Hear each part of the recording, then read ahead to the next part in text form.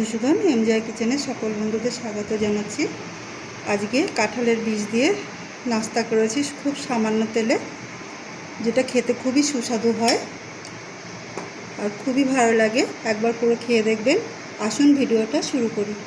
আমি কাঁঠাল বীজগুলো উপরে ছাল ছাড়িয়ে নুন জলে ভিজিয়ে রেখে আর একটা যে লাল আস্তরণ থাকে সেটাকে আমি খুলে নিয়েছি। নিয়ে এবার আমি এক এক করে সব থেতো করব। আমি কাঁঠালের বীজগুলো থেতো করে নেব।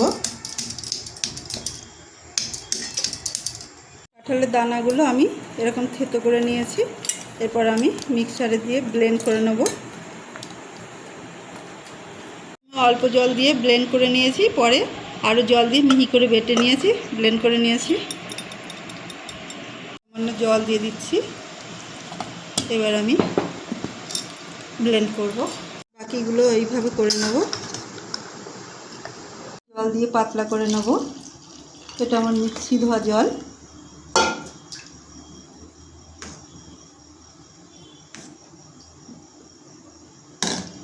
এবার আমি কড়াতে ঢেলে দেব।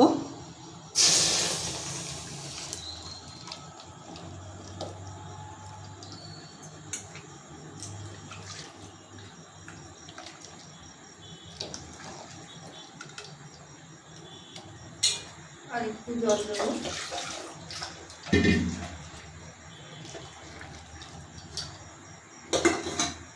এটা আমি সমানে নেড়ে দুধের মতন ফুটতে দেবো।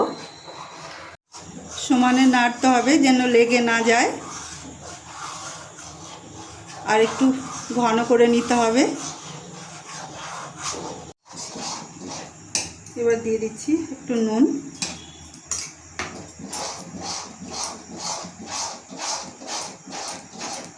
আর দিয়ে দিচ্ছি লেবুর রস।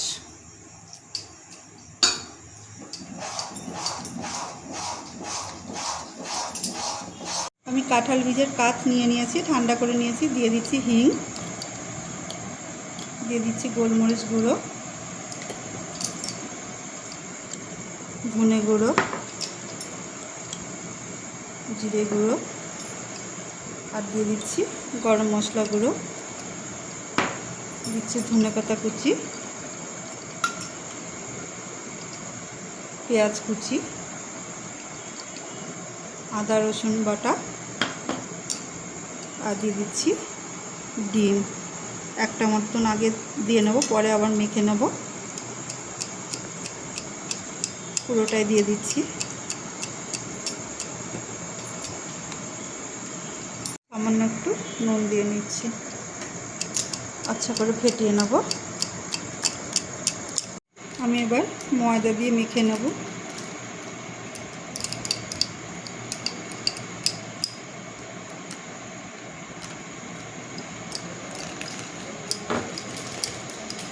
দিয়েছি কাঁঠালের কাঠ,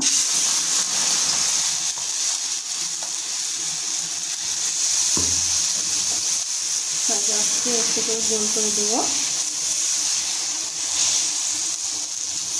সাইডে ছেড়ে এসছে, এখনই আমি উল্টে দেব।